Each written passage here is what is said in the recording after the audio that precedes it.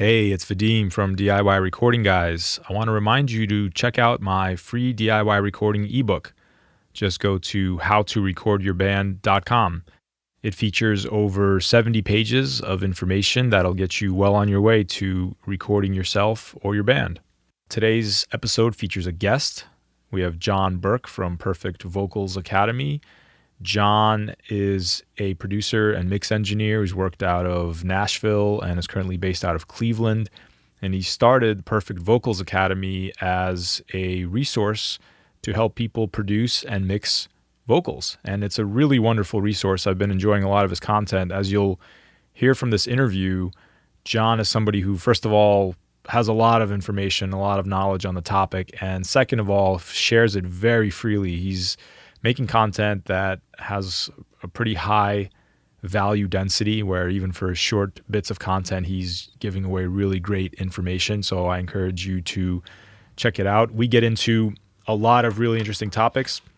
We talk about gear selection, and John has a very kind of quick workflow-oriented approach to choosing gear.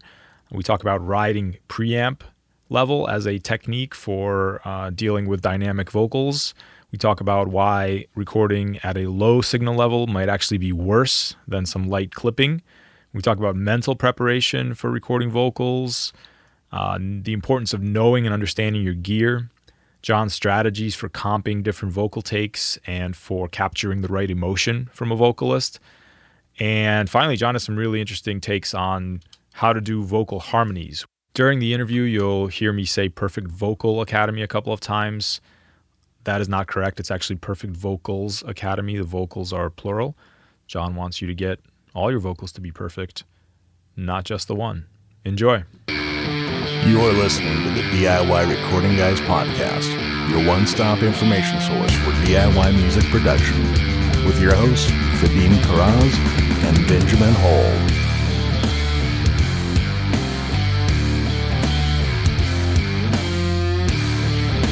All right. John Burke, welcome to the DIY Recording Guys podcast. Yeah, good to be here, man. How you doing? How you doing with all this, all the quarantine stuff? Well, at first I was freaking out because I'm like, oh man, nobody's going to have money for paying me to mix or anything. But, luckily I work with a lot of clients that got into the home recording thing, over the past couple years. So if anything, they just got more time on their hands and they got their equipment. So they sit there and record stuff and, hey, I got a track. So, I've been getting a lot of my people are coming through. So it's working out for me, thankfully. No excuses now. No excuses not to be recording. Yeah. I want to know a little bit about your recording journey. Kind of how did you get into recording and when did you decide you wanted to start taking it seriously? Well, it goes way back. I was in a metal band called Forever in Terror when I think I was 15 and a half when I started that, in that band. It's a great name, we by actually, we actually got a record deal a year later. It was pretty wild. We were under this manager who had like this booking agency in Cleveland, and so he had some connects and stuff. So he ended up shopping us out, and we had a bunch of label interest, and we ended up signing with Metal Blade. And I honestly was only, I put out one record through Metal Blade when I was with the band, because at the time, got my girlfriend pregnant at the time. So I just pretty much left the band 2 years later when I was about 18 and a half, I think. And then I moved out to Los Angeles to go to Musicians Institute to learn recording. So it was kind of my backup plan, okay, I'm not going to go tour and do this now. I'm about to be a dad. And so I went out there, and it was only a 6-month program. So that's kind of what drew me to it, because I'm like, okay, I don't got much time. I got to learn this trade. I got to get in the studio. I got to get this going. So it was actually very helpful. It was like a full-time school.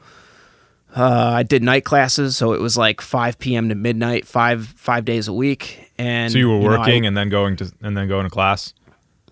I actually didn't, because since it was only 6 months, I just lived off of student loans or whatever, because I didn't want any distractions. I just wanted to be all in with it. So wait, so with the band, with Forever in Terror, what did you play in the band?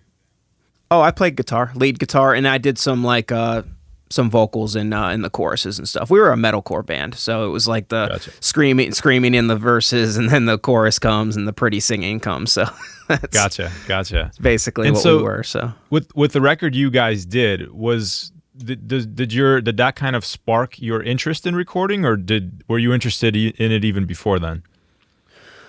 I was sort of interested in it, but I mean, I go way back. I used to use a little 4-track, like a cassette 4-track thing, and record all my riffs on it and stuff. So I mean, I wasn't super interested, like, oh yeah, I just love recording, but I did like the idea of, you know, being able to create, you know, just at my fingertips, not have to rely on somebody else. And our first album that we did, the one for Metal Blade, I didn't feel the greatest about the producer that did it. I mean, we were happy with like our performances, but just the sonic quality of everything, guitar tones, drum tones, that type of stuff. How'd you guys cut that? Did you cut it in a commercial studio, the whole thing?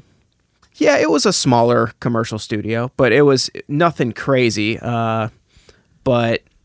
But yeah, I just didn't like, you know, how the drums came out. I mean, just the samples that he used with Drumagog were just like, didn't sound good and stuff. So there was definitely kind of that spark, like, hey, I like this, you know, I think I could possibly do this better type thing. So, you know, it was definitely had some fire underneath me with that. Cool. Yeah.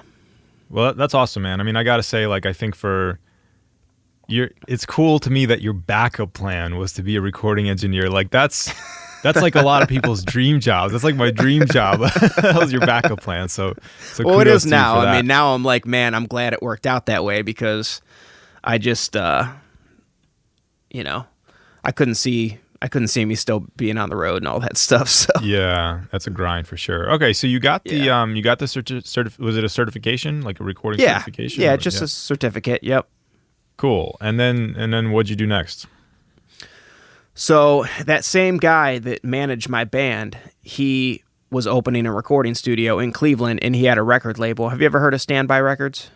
No. No. Yeah, he had a label that like worked with a bunch of like, you know, metalcore and emo and screamo and all these different genres. And so when I was still kind of cool with him when I left the band, and when I was out in college, I was kind of keeping in touch with him, and he's like, hey, you should come like intern under my guy that's here, you know, when you get back. And so I did that. And funny thing is it was about 2 months after interning, they had a falling out, the main guy and the guy that brought me in. So he's just like, yeah, can you just take over? So I end up having to take over. Okay. Yeah, and there was a project in like a month for Victory Records. It's a band called Driver Side Impact. It was a new signing that Neil, the guy that brought me on, got them that deal. So I had to take on producing a full-length album for Victory like right away. So I mean, I was just thrown in. So, you know, luckily I was pretty prepared, because the school, you know, out in LA, the Musicians Institute, they were a pretty good school, and I would say I really dove in when I was there. You know, I'd come home and I'd still be in my notes and just researching and recording on my Pro Tools setup. So, you know, had I not dove in like that, I probably would have been more overwhelmed, but I was able to handle it, so it was fun. That's awesome. Wow. Talk about, trial by fire. But I know that there's really no better way to learn than to just be thrown into a project like that. It's just, yep. I get nervous just thinking about doing that, but that must have been a great learning experience. Yeah, it was. Cool. So then I guess at what point the way I found you was through Perfect Vocal Academy. I think I ran across some of your content on Instagram. You're making really great content that's focused on vocal production techniques, both recording and mixing. What sparked your idea for Perfect Vocal Academy? Well, I would say when I moved to Nashville, I was kind of like, because I closed my studio in Cleveland and moved to Nashville because, you know, my wife, you know, I got married, and, you know, we just had this bright idea, you know, you get married, you want to let's just go move to Nashville. It's just thought it would be cool. So, yep. So we do that, and then, you know, I closed my studio and left all my clientele here in Ohio. So it was a huge risk. And when I got down there, I'm like, okay, there's no studio jobs. Like nobody's calling me back. I hit up like a million studios just trying to get a job, and nobody was hitting back. Engineering job at a studio. That's what you were looking for. Yeah, I was just trying to find something that could just pay the bills, with all my experience and stuff. And I honestly only heard back from like 2 studios. One studio wanted like $700 a day for me to pay and then bring my own clients. I'm like, okay, that's not going to work. And then this other studio was one that I ended up getting part-time work from. It's called The Record Shop. So I got some part-time work there, but I couldn't live off that. So I had to dive into making my business a remote mixing and mastering business. That there was no other way. So I dove in with that, and I started listening to Six Figure Home Studio podcast, and those guys really inspired me that like I can do this. I can like turn this business into just a remote mixing thing. All my clients always tell me like, man, they just love how I do vocals, or like, they don't go to this guy because they like how I do the vocals. And there's certain people that, even if they don't do the production with me or record instruments with me, like they're just like, no, I got to come to you for the vocals though. So I'm very like well niched with that. I'm kind of a vocal guy. So I felt like with my mixing and mastering business, I wasn't giving too much. I mean, you're just providing a service. It's like, okay, pay me money, I mix this. But with Perfect Vocals, it's like, yes, I'm going to charge for products and stuff like that, but I'm giving so much in the front end, just, blogs and videos. And I mean, you could learn a crap ton just from following my content, and, products can come later, I mean, if, for the people that are really serious about it. But I like that it's in the hands of the people, it's like, hey, if you want to pay money, for my more in-depth stuff, cool. If not, if you want to just stick with the free stuff, glad to help. That's kind of like where I'm at. And it feels good to just give something away when I'm, instead of just always, receiving for what I do. It's just like, even just hearing that somebody is doing a better job at vocal production just for my free content is cool with me. So yeah, that's great, and I can tell you firsthand that the content is definitely good. I've been going through. I mean, obviously, I follow you regularly on Instagram, but I've been reading through some of your blog posts as well, and they're really kind of clean and concise, to the point. You're just giving out just like valuable tips. You talk about free plugins that you like. I saw that one was really cool. I actually took some notes off of that. I got some downloading to do this afternoon. Nice. But yeah, it's great content. So let's dive into some vocal recording stuff. So I guess let's start with just gear selection. I saw a blog post you recently did that talking about recording with as much isolation as possible, and you recommended using a dynamic microphone for many DIY situations. I just wanted to get you to explain that a little bit and expand on it. Yeah, so I record my wife a lot at home. She's an R&B artist, and it's really it depends on the singer, because like for her, she's got kind of like this soft voice, right? So for some reason, her voice, it's a lot more of a struggle to get it to work through a dynamic mic. She doesn't drive it, you know what I mean? She doesn't drive it too well. But when I bring out the TLM 103, her voice just picks up way better.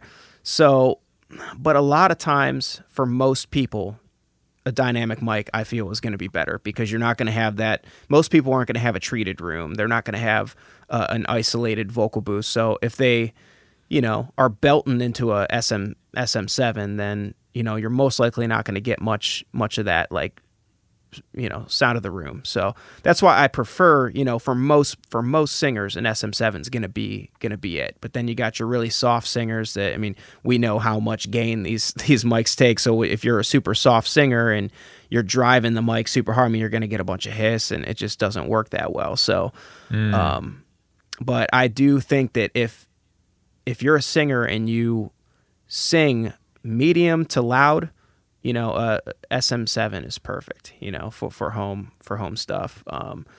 But I mean, it can work with the condensers, but like I said, you're going to be picking up a lot of stuff. If you sing over a certain dB, I mean, the room's you're going to create a bunch of room. I get stuff all the time, like people send me stuff to mix, and you could tell they're using a condenser, and every time they kind of go to a loud part of the song, I'm dealing with all this crazy like room sound, and then I have to bust out. I got a plugin called SPL Deverb, and I like try, which I mean it does its thing, I guess. But I only bust it out because I have to. Yeah, it's still a destructive process, and exactly. And you're gonna be taking something away. Right. Yeah, I know what you mean. That kind of, you can excite the room with either certain frequencies or just, like you said, getting louder. And yeah, that there's nothing, for some genres it almost works, but for most genres there's nothing that kind of says amateur production like a lot of room, like boxy room noise. Right. In your experience, I guess moving on from mics to preamps, how much difference does a preamp make? Like, are you shooting out different preamps? Do you just pretty much have a go-to? What do you recommend people use? Well, first, I think definitely the mic makes a bigger difference, but I do notice a big difference in preamps, especially after working at the studio in Nashville, the record shop. There's certain ones that are more dark and certain that are way more bright. So I would say like an API preamp is like real bright. And then I actually like the darker stuff because I struggle with a lot of people give way too much S's and T's and sibilants and stuff. I talk about it in my content all the time. Like when you listen to professional recordings, the sibilance is always very controlled. And, when you're using a really bright preamp, sometimes it can be way worse and harder to tame. So there's one preamp I really like that I was using at that studio, and it's a Vadim M5. I think that's it. I think it's the M5. I believe that's the model of it. But it was a very dark preamp and just very like full, but like the sibilants came across kind of smooth. I like that, and my also. Another preamp I like is the Pacifica A Designs. Yeah, that's what it is. Sorry, my mind went blank. Both of those are very, very nice for vocals in my experience. Just very smooth in the top end and not too bright. I try to go for stuff that's not too bright. I don't even use going back to mics, I don't use my Neumann TLM 103 that much because it's just so aggressive in the high mids. Like I said, it works good for my wife's voice because she's a soft singer. But if you're belting it all, if you're really belting it all, it's like I have to turn that thing. If I'm working with a singer that's gonna belt out some notes, like a really powerful singer, I turn it. I turn the mic about 45 degrees or so it's not facing the capsule 100%. Yeah, I love that technique. So in other words, the singer is still right in front of the mic, but you've rotated it so that their voice is kind of coming in at an angle onto the diaphragm there. Yeah. Okay.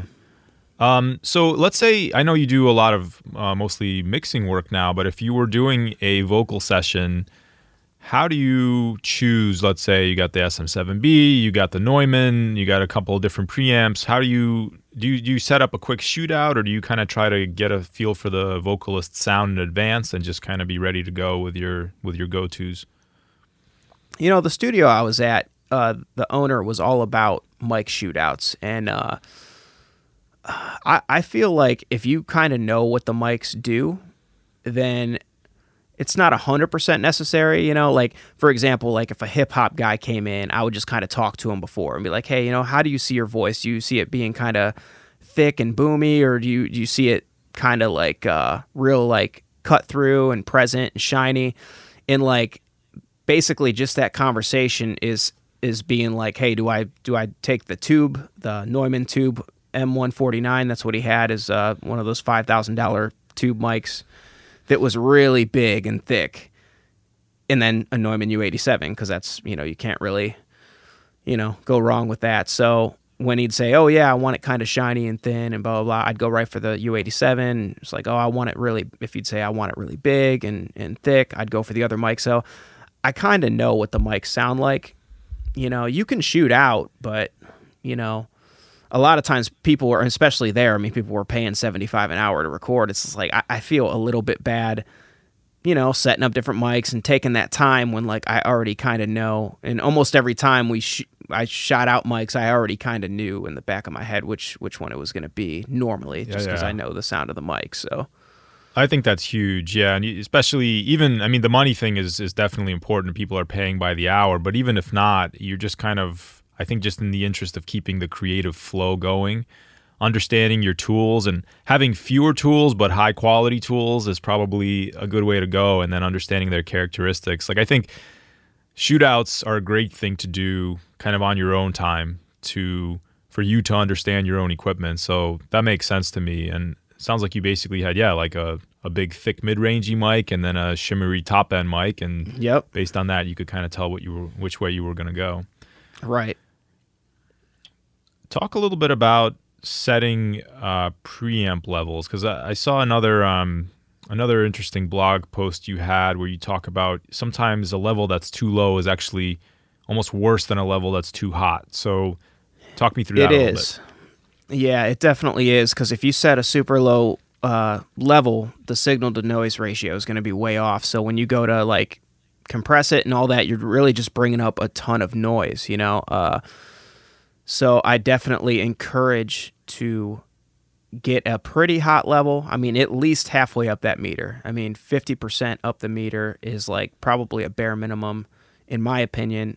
But if the singer is consistent, there's no reason you can't set it for like 75% the way up the meter. So, peaking out at like -9, -7, something like that is usually a good way to go about it. Mm-hmm. But yeah, that signal to noise ratio is huge. I mean, like, I get way cleaner recordings if the level is just hotter, I honestly would even, if somebody's recording at home and they set it a little hot and say like the vocal clipped like once or twice, I'd take that over like a low level the whole time where there's hiss. So it's just like, I can sometimes even use, I got Isotope D clipper. I can sometimes, it's hit or miss, but I can sometimes fix a clip, if it's not super bad. Yeah, that's an amazing tool, actually. I have that as well. And I've gotten some tracks that were clipped so badly, and you can do you can salvage them pretty amazingly with that. Right. So the, especially, I guess that would be important with genres where the vocal gets heavily compressed. So any like screaming vocals, definitely, yeah, pop vocals, hip hop vocals. So what you're saying is you have some dynamic range. We talked about, I forget which episode it was. I think the bitrate episode, we talked about noise floor, and when you heavily compress that vocal, basically the noise floor gets louder. It comes up with the quietest parts of the vocal, so you get some unwanted noise. And I also saw you mentioned a really good point there where, there are, similar to declipping tools, there's also de-hum and de-noise tools, but they tend to take something away from the vocal and the body or the top end of the vocal. So yeah, that's a really interesting point. What else did I want? Oh yeah, about levels. I wanted to ask you about, let's say you have a song where there's different parts with kind of different dynamics, maybe like a soft verse part, but then a louder chorus part. How do you manage your preamp levels throughout recording a song like that? Normally have the singer do just the choruses first and then just the verses, so I don't have to go back and forth. If for some reason the singer's like, hey, I like to go all the way through the song, then I'll just ride the preamp, because I do cater towards the singer. I'm not one of those, Nazi, no, you have to do it this way. If some people, once in a while you'll get people, it's like, hey, I vibe way better going all the way through the song. And if that's the case, then I'll just ride the preamp. I'll just kind of set the level for the verse, set the level for the chorus, and then I'll know kind of where they have to be. So when it comes there, I'll just kind of sit there and ride the preamp. Riding so means while they're singing it, you're making adjustments based, what part's coming up and so on. Mm-hmm. Cool. Yep. Interesting. Yeah. I've never tried that, but that's an interesting technique. Okay. Let's talk a little bit about, I want to ask you about this. I like this term a lot. Again, I read this in one of your blogs. What does it mean to be spiritually prepared for recording? Honestly, man, like I have worked with some people before that you could just tell they were just having a bad day, and you've heard them sing before, and it's just not the same. And I don't think people realize how mental singing really is. It's really like you have to feel good. You know, you have to feel good about it. That's why certain vocal teachers will be like, you know, go for a jog, have a routine in the morning before you hit the studio, like, you know, just be feeling good, you know, eat good foods. So, you know, food can make, you know, alter your mind and stuff if you're eating a bunch of crap. And, you know, it's just kind of taking care of your body and your mind, and, you know, it'll just enhance everything, really. I mean, you know, people can fight through it, and if they're having a bad day still, you know, sometimes certain genres and stuff, that works because, you know, they're having a bad day, and then they put it into the song, and you hear that raw emotion, and like that works. But other times it doesn't. So I guess it just kind of depends. I would say no matter what, you want to feel good mentally before you go recording something. Yeah, if you're in a metalcore band, maybe having a bad day is actually preferred. But yeah, it's probably good. But yeah, it's you can tell, like, even on you know, on professional top 40 recordings, you can kind of tell when a vocalist was having fun, you know, like during a take or something like that. That kind of emotion, we kind of have, I feel like, a sixth sense to it, where, you know, we can sense it, and we like that it's genuine, and it's, you know, you can almost tell they were smiling or they were bouncy. It really comes through, and vocals probably more so than any other instrument. Right, definitely. Yeah, it's, you know, it's something I even kind of tell people, you know, when we're doing takes and stuff, you know, I'll just be like, you know, kind of smile on this take, or, you know, think of something that makes you happy during this take. Or if it's a sad line, you know, think of, you know, why'd you write that lyric? You know, where does that take you? And, you know, it's just kind of connecting the emotion with the performance can be huge. It's kind of like, man, I was watching, what was that, the Grammys or something, and then what's her name, Demi Lovato sang that like emotional song, and she was like bawling at the same time, and like people just loved the performance. Like it just gave everybody chills, and they're just like, wow, that's real. And it's just like, that's the type of thing that like you want to capture in the studio, you know. Absolutely. If you can take what you do live and bring it into the studio and have that same like connection, then it's going to make good songs, you know, no doubt. Yeah, that's a great point. So let's maybe talk about producing then, and how you work with vocalists to get the most out of the takes. You know, what you do to prepare yourself and understand the song, and then how you kind of started getting into it a little bit, how you coach them through different sections, and what advice you give to guide them.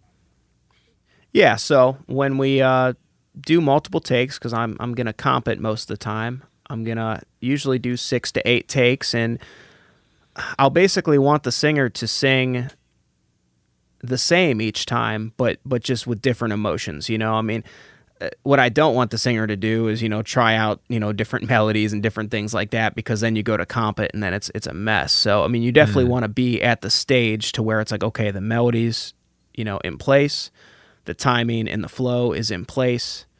Now it's like, okay, how can you perform it? Like, how can you do that melody with that timing? You know, can you add a little rasp on your voice? Can you sing like you just woke up in the morning? Can you sing super clean and like bright sounding? Like, I'll just try to get inside their head, because I mean, like I said, it is a mental thing with vocals. So if you're telling a singer like, hey, why don't you try smiling when you sing this line? Or why don't you try, you know, kind of, you know, making a facial expression? It's just stupid little things that you don't think would work, and it actually does. It just does something to where it makes them dig. You know, you want to make a singer dig deeper. You know what I mean? Yeah, and I like what you. I don't remember if you said it in the video, but I think you were saying you do maybe 4 to 6 takes with each cadence, let's say, or with each coaching note, because that then gives you the options to comp those takes together, right? Yeah, well, I don't go too crazy. I do probably about 8 total. So maybe 2 to 4 of them are like just the normal, how they sing it. And then maybe the other like 4 or 5 or whatever will just be like certain things that I request. Or sometimes I'll be requesting the whole time. It just kind of depends. But I like to give myself about 6 to 8 playlists of stuff to work with, because, you can go super overboard and do 20 takes, but I have noticed that the first 8 to 10 are like usually the best, and then the singer just starts getting confused and just not knowing where to go with it, and then they feel like, okay, like how many times am I going to sing this? And so it can be a little bit redundant to go too crazy with it. But I mean, I have heard of big producers and stuff doing just tons and tons and tons. So I mean, yeah, if you got the time and you got the budget and you got that or whatever, you can do whatever you want. But normally I'm all about workflow. I'm all about like giving myself certain times to do things and just staying creative, staying productive. So I find that 6 to 8, I can usually comp a whole vocal in like 35, 40 minutes, like with like 6 to 8 vocals. So I'm pretty quick at it, and it's been effective. It's just effective every time. So, so I Cool. like to stick with that range. Explain what comping is for people who may not know. Okay, so comping is, short for compiling, just compiling different takes.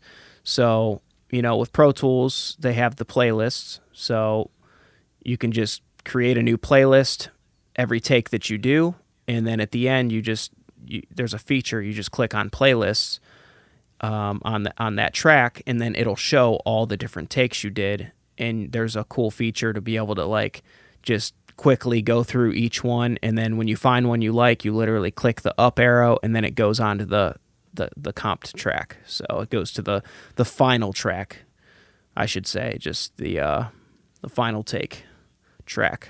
Gotcha. So you're basically, you've recorded multiple takes, and then you are making your main take out of those multiple takes by taking kind of the best bits and pieces of it.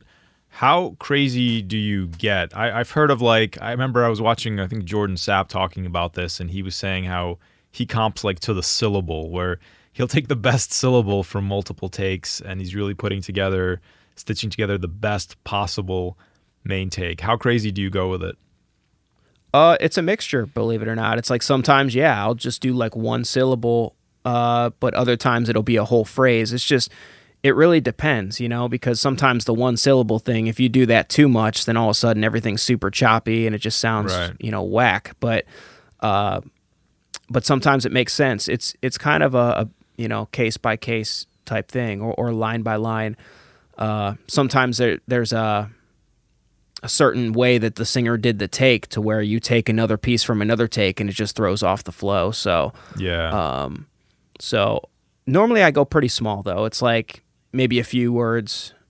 I'll do maybe like a half a bar sometimes, whatever like one line is. I'll start with one line, and then if I'm liking the one line, I just go with it. If I go through all the takes and I'm like, man, there's still some stuff, I'll just really zone in on those things then. That's where it gets down to a syllable. I wouldn't go taking syllables first, I guess is what I'm saying. I would go with like a line first, and then if you really need to dig deeper, then dig deeper. Gotcha. And that's actually where I wanted to go next, was how do you make sure through the session that you're getting what you need, both in terms of like all of the parts are there, and also the quality is where it needs to be, that you feel confident you can comp together a good take? Well, that's a good question, and I think mainly it's because I don't allow that take to be kept out of the 5 or 6 or 7 or however many we do. We're still redoing until we get one. So I guess what I'm saying is I'm not just gonna like keep the first 7 you do and like that's it. Okay, moving on. It's like I'll make sure I like that take before we move on to another take. So essentially you're gathering 6 to 8 takes that you kind of like. Gotcha. See what I'm saying? And you're comping together from the 6 to 8 best ones that you can. Yeah, okay. yeah. That makes sense. Mm-hmm. And you mentioned you like to attack choruses first. Why is that?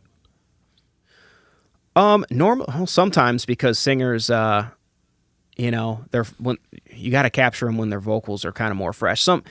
Unfortunately, some singers still are struggling with some technique stuff. I mean, very rarely do you come across a singer that like just has it down as far as technique goes. A lot of times choruses are going to be sang higher, more belted, and I just don't like procrastinating with that. I'd rather grab the chorus when their vocal is just super fresh. They've just done their warm-ups. They've just done their, jog. They're all mentally there.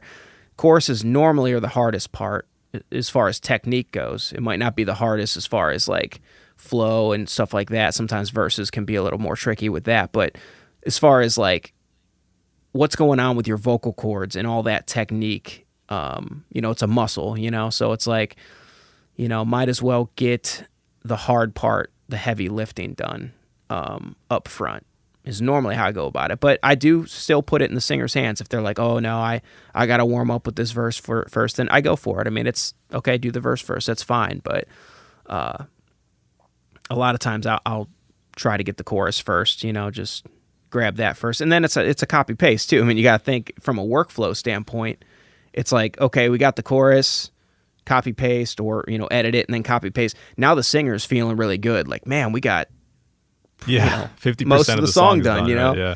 So it just kind of it takes the singer to a nice place. They're like, okay, cool. Now let's just get these verses, and then they just zone in on those verses, and they're not overwhelmed. They're not looking at their watch. It's just kind of like, okay, cool, we got a lot done. So it's kind of why I go for the chorus. It's just getting a lot done soon. So I like that a lot, actually. I hadn't thought about that component of it, but that kind of the confidence of knowing you've done a large part of the work, as opposed to like, oh my God, it took us an hour and a half to get this verse, and we still have to do choruses. That's an intimidating prospect. Not to mention that I don't usually comp choruses either, so that's why it's good, because we'll do like the chorus, double it, maybe triple it, maybe quadruple it, do some harmonies. So once we get that, it's good for that singer to have that confidence that they got a lot done, because the verses are where I'm going to sit there and pound them to get, 6 to 8 really good takes. So it's kind of more work. It's more work anyway in the verses. So it's better to at least let them feel like they're getting stuff done, or a lot's done first, with the choruses. Gotcha. What's your philosophy on recording with compression versus adding compression in the mix?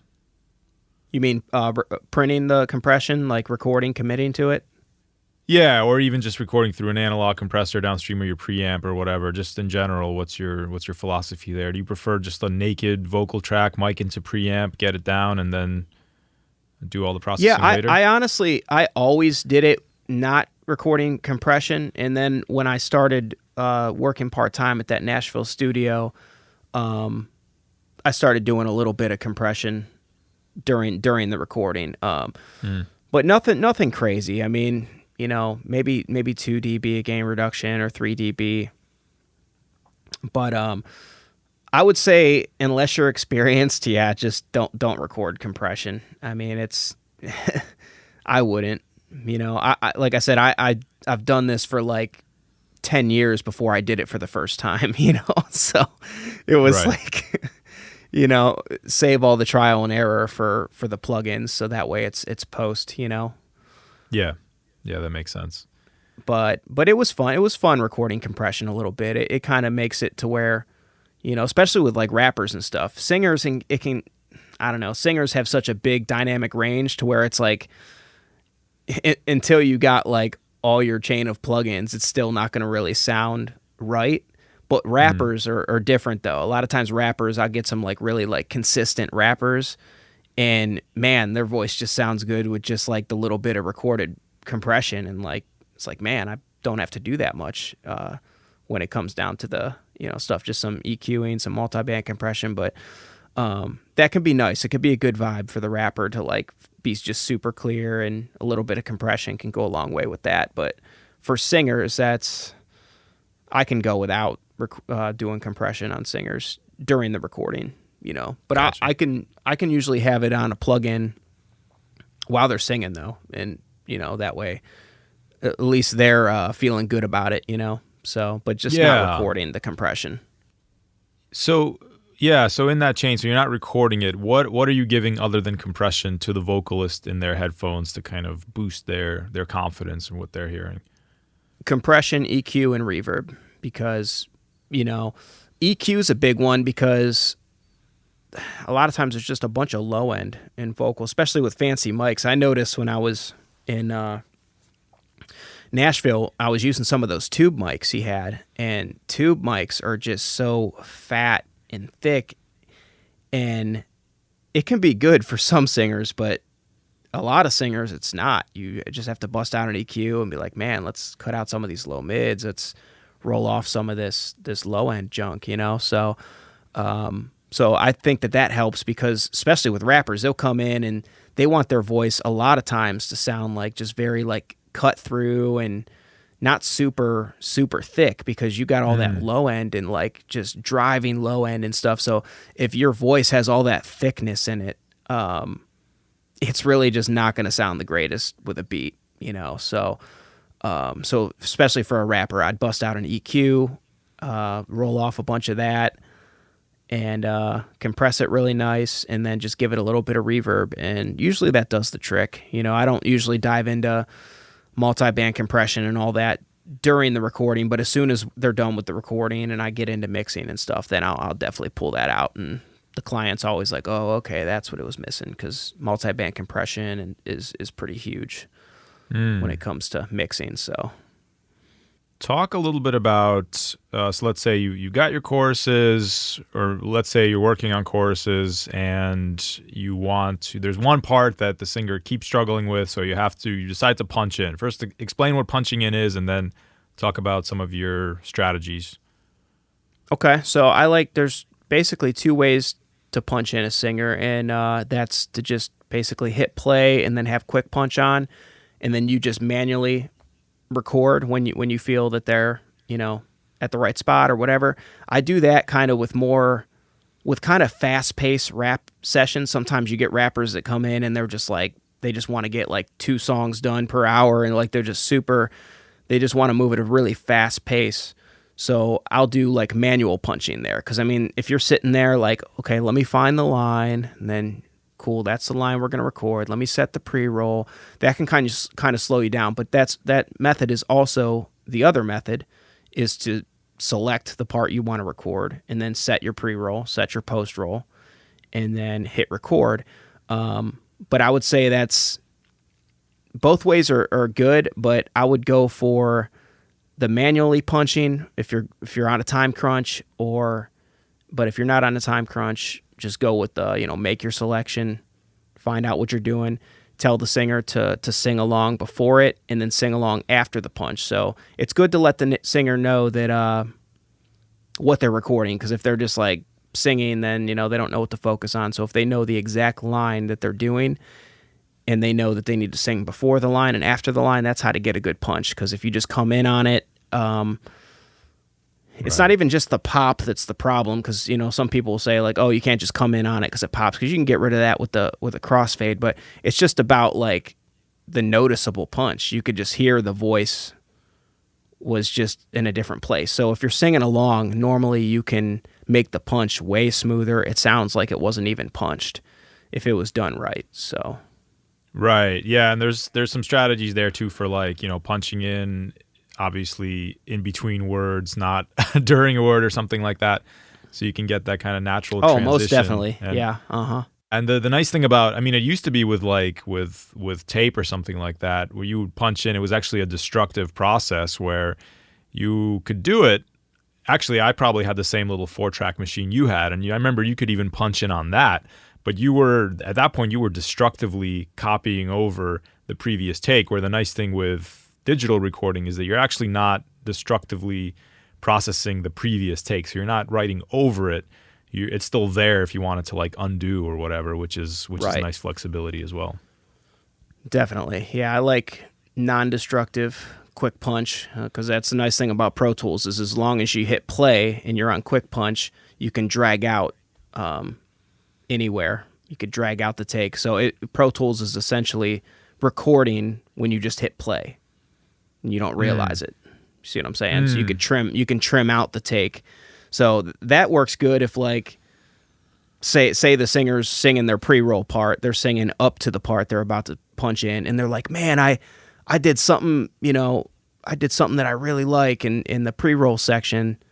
Do you have it? And you do, technically. If you're in quick punch, you can just trim back that punched take. I actually didn't know that. So it starts recording at the pre-roll. It starts recording at the pre-roll if you're on quick punch. So you have to be in quick punch mode. So you can kind of choose where your crossfade is. Yep, you can drag it back.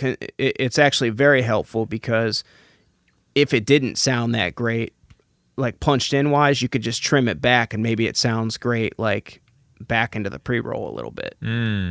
Oh, that's awesome. I actually didn't know that. Yeah. Yep. When people send you stuff, are they typically sending you something that's already comped, or are you getting multiple vocal tracks and they're telling you, hey, comp this to get the best take? Most people don't comp too well and don't know how to do it too well. So normally I'm just getting like solid takes, just, a couple, like a straight through the chorus, straight through. But that's where like my editing skills just comes in. So I just have to like, I've learned to be like very good with, pitch and time correction, and to where, it could have been better on their part if they would have comped it, but it still passes without being comped, right. if that makes sense. So yeah, absolutely. Okay, so we did the punching, we got our chorus, we got our verses. At what point do you start thinking about vocal harmonies, and what's your strategy? Okay, so with vocal harmonies, I'm a thirds guy. I like a third interval almost all the time. Most music, if you listen to, especially pop and stuff, is going to be, like a third higher, a third lower. Third is like the prettiest, it's like the one that's most pleasing. Fourths, if you follow in a fourth the whole time, to me it sounds a little bit Chinese. Like if you listen to Chinese music, they use a lot of like fourths. So my method behind harmonies is to use a third most of the time. And then when the third doesn't work, sometimes you'll be on the third and then it'll go against the chord. It'll rub against the chord in a bad way. Then you can simply just move that note that rubbed against the chord to the fourth. And this is done in tons of music. When I was in Nashville, my wife and I were on a worship team. We did a bunch of, contemporary Christian music. This was in almost every single song. It was like third, third, third, fourth. It would be like the end of a line, like where the fourth chord happens, and sometimes the third wouldn't sound the greatest on it. It would kind of make you cringe a little bit. Like it was right. It's you're harmonizing that note in the third. That's right. But then the third itself is rubbing against that chord in a bad way. So then you would go to the fourth. So a blend of third and fourths is great. The fifth is kind of the same deal as the fourth. If you do it the whole time, it just, I wouldn't call it Chinese, but it's just it's like a power chord on the guitar. That's what a fifth is. It's your root and fifth, and it's just like moving that power chord around, and it could be okay, but for vocal harmonies, I stick with the third. Go to the fourth if it doesn't make sense. Try the fifth out, but I would say fourth and fifth are just used occasionally when it makes sense. And that's what makes people really love harmonies too, is like when you're doing something and then you switch it up a little bit and then come back to just following it in the one interval. So that can be a huge way. That's normally how I view harmonies. And then some people don't consider an octave a harmony, but it is pretty much, like, because it sounds, when you put like a third higher and then an octave higher, like it creates an awesome stack, that sounds huge, so yeah. So octaves, definitely don't sleep on octaves, because those can really, what it's doing is just adding that higher frequency of the melody. So, and I actually use, a little off topic, but I use plugins to do that too. I use Eventide or Eventide, I forget how you pronounce that, but they have quadrivokes, and you can literally, it's kind of like Waves Doubler in a way, but you have 4 different channels, and you can like pitch up the vocal like an octave higher or an octave lower, and you could just turn it down and kind of mix it with it. And then it's kind of like subliminally putting that, I do it more for like pop music, but it's kind of subliminally putting that like high octave in the vocal mix. And it's it's nice. It's definitely juicy, So Yeah, I do something similar with Little Altar Boy. I put I put an octave down, doubled version, and just blend it into taste. And it sounds, if you solo it, it sounds really weird. But in the mix, it just gives like this weight to the vocal, which works really well in like pop. Actually, in metal too. I like to do it in metal as well. Yeah, that's cool. And that octave thing, I know, like especially in hip hop, I was listening to like Kendrick Lamar the other day, and he does that a bit where it's not just two octaves, it's also like two different energy levels where he's rapping the same line. One is kind of an octave lower energy level. One is an octave higher energy level. It sounds really cool. Yeah, that's really what fills out the spectrum with vocals, and that's why people like layers so much, is because, it's just going to make it sound the opposite of plain. You don't want plain sounding vocals, and a lot of different genres like rely on it now. They rely on like, cool plugins to make your voice sound like that, or, like you said, just stacking it on your own and maybe putting some cool effects on those stacks. That's a cool thing too, is to just use the real stacks, but then just, put like some chorus on them, or just something to like make them wet, or like Waves Doubler. Waves Doubler is pretty cool to just put right on a vocal and kind of thicken up the layers and stuff. So I was actually gonna for doubler, do you use it on the main vocal bus, or do you send to the doubler bus? I used to do sends for doubler all the time, but recently I've been putting it on and then just turning down the gain, because it keeps your normal vocal untouched, and then when you start turning down the gain of the voices in the doubler, I actually get some nice sounds with that. So that's just what I'm doing. I kind of change stuff up. I don't stick to things. I definitely like to try new things, and I've been trying that recently, and I like that more, because doing the send thing with doubler, I always do sends with like reverbs normally, unless I'm going for like some huge washed out reverb, then I'll just put it right on the channel. But but for doubler, yeah, I've been putting it right on it. That's cool. I'll have to try that, because I am doing the send method right now.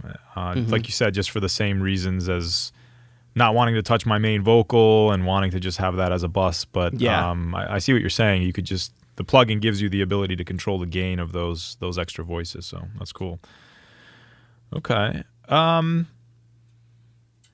Let's see. Oh yeah. So how do you communicate? Like, let's say you've come up with the harmonies, or you know what the main line is. How are you getting the vocalist to sing those harmonies? Are you doing anything to help them along? Do you ever have vocalists that kind of struggle with getting the harmony parts? Oh yeah. Yeah. Well, luckily I sing, so I a lot of times I'll give them the note. I'll sing it to them through the talkback. If they're still not getting it, sometimes I can put on the talkback to where they can still hear their headphones and me, and sometimes that helps, and I'll just kind of sing with them. And then if that's not working, you can always program a cheap little piano or something with Expand, or just like a software instrument, and just kind of put in a little thing, the harmony notes, or you can even scan it in Melodyne, the main one, and then move it up, and then just have them hear that. So there's plenty of ways to do it. I'm old school, so I prefer them to just be able to sing it without having to mess around and like, okay, hold on, let me scan it with Melodyne and move it up and do this and do that. But, it's just part of the job sometimes. Like, you just have to do what you got to do. So, but yeah, there's just a lot of different ways. But I'll always start with the talkback if they can get it like that, and I can sing it to them. But if you're an engineer that doesn't know how to sing, then you can That's always. That's me, by the way. Yeah. Then you could always, just do the piano method, where you program a piano with MIDI, or just do the Melodyne trick. So. Yeah, the Melodyne trick is cool. I hadn't thought of that. What I do use the like an Expand synth with my little MIDI controller. I'll usually do what you're talking about doing in Melodyne, where I'll pick out the main melody and then just kind of drag all the MIDI notes up to where I want them. And actually, that's cool, because you quickly hear that when that harmony doesn't work for that one note, and then you can just, bump it up or down. That's right. To get it to work. So yeah, that's some singers I have to end up using Melodyne for the final. I just use a copy of their voice, and I mean sometimes it's just for what the it has harmonies. to be. Yeah, because sometimes it's not like you just don't want to be counterproductive. If you're being counterproductive is sitting there for 2 hours, with the singer banging their head against the wall, like, why can't I get this harmony? It's just like everybody's time's getting wasted. You know what I mean?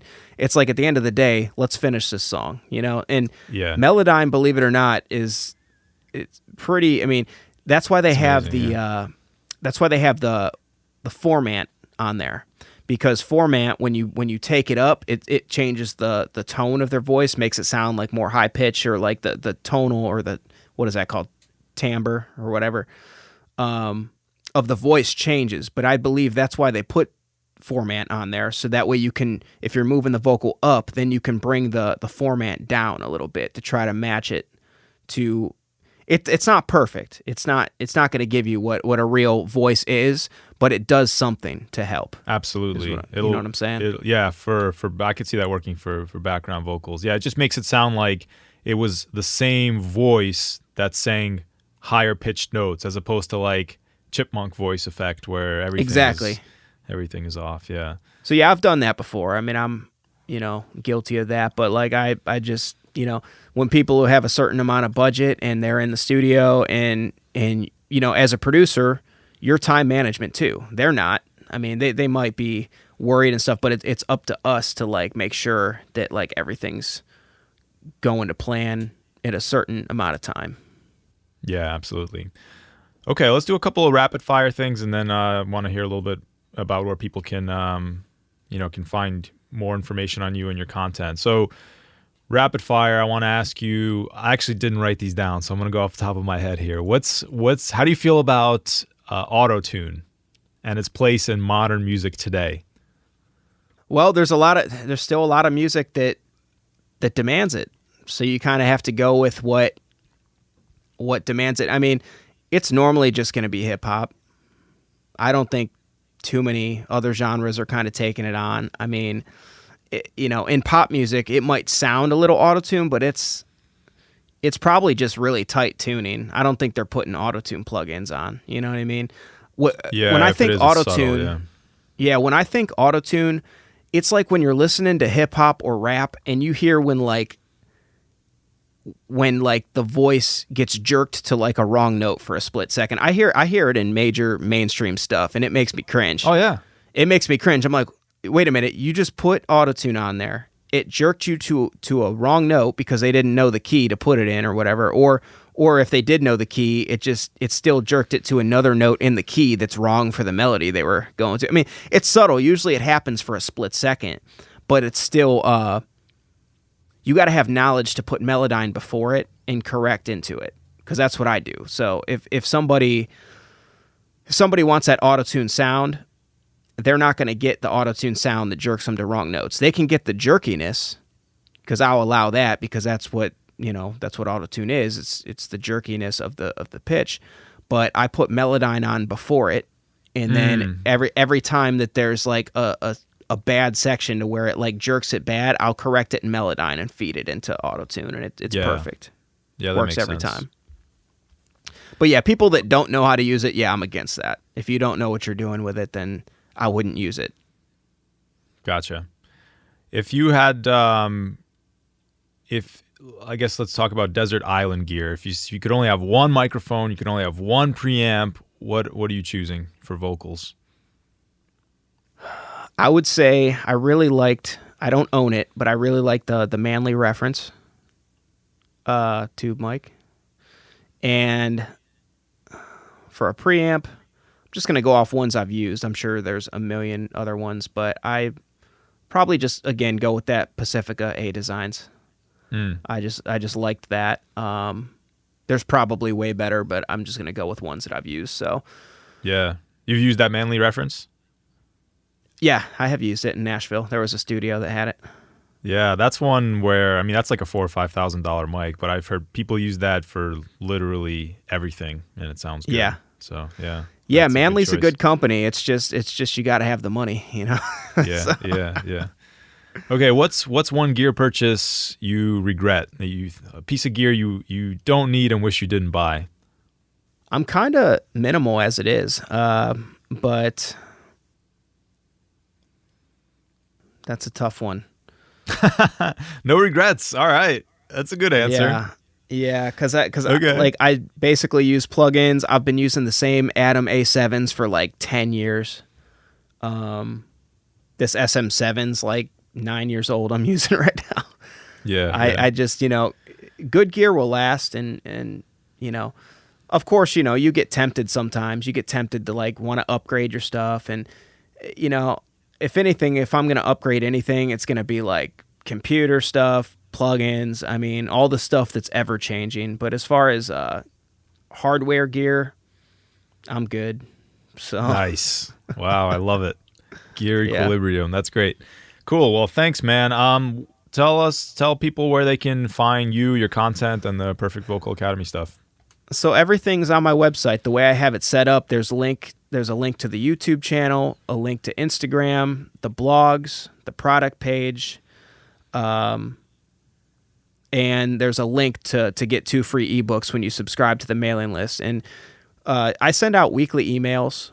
It's basically just recaps of the videos that I went over. It's the IG tips. I do 3 IG Instagram like tips per week.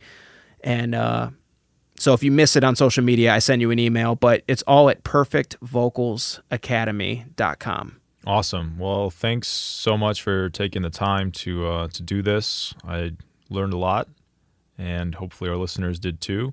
Anything else to add? No, I would just say, like, during these times, I just encourage people to, learn recording. If you're an artist or in a band, and, times like these, it's like you can't just go to a studio. So this is the time to dive in. Cool. Couldn't agree more. All right. Thanks, John.